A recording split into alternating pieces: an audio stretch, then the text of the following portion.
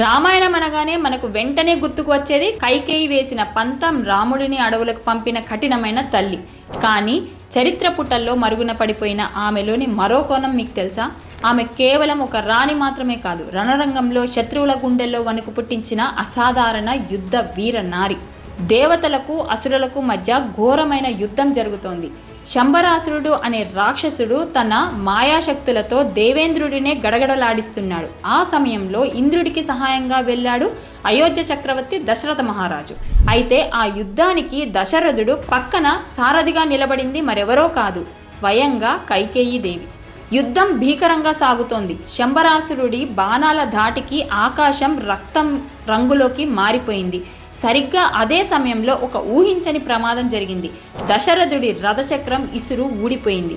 రథం కూలిపోతే దశరథుడి ప్రాణాలకే ముప్పు. శత్రువు అదును చూసి దాడి చేయబోతున్నాడు. అక్కడ ఉన్నది ఏ సామాన్య మహిళ కాదు, కైకేయి రాజపుత్రి.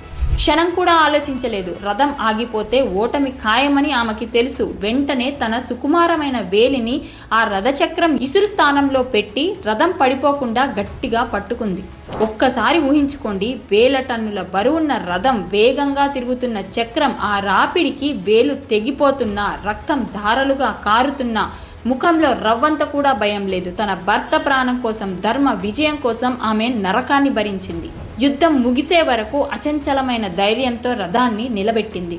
ఆమె సాహసానికి ముగ్ధుడైన దశరథ మహారాజు ఆ రోజే ఆమెకు 2 వరాలు ఇచ్చాడు. ఆ వరాల తర్వాత రామాయణ గమనాన్ని మార్చేశాయి అన్నది మనందరికీ తెలిసిన కథే. కానీ ఆ వరాల వెనక ఉన్న త్యాగం, ఆ వీరత్వం మాత్రం చాలా మందికి తెలియదు. కైకేయి అంటే కేవలం మందర మాటలు విని రాముడిని అడవిలకు పంపిన తల్లి మాత్రమే కాదు, తన భర్త ప్రాణాలను కాపాడుకోవడం కోసం తన ప్రాణాలనే పణంగా పెట్టిన యుద్ధక్షేత్ర వీర నారి. మనం ఆమెను చూసే కోణం ఈ స్టోరీ విన్న తర్వాత అయినా మారాలి. ఎందుకంటే ఆమె భారతీయ చరిత్రలో నిలిచిపోయే మొట్టమొదటి యుద్ధ వీరనారి. మరి మీరేమంటారు? కామెంట్ చేయండి. వీడియో నచ్చితే ఒక లైక్ చేయండి.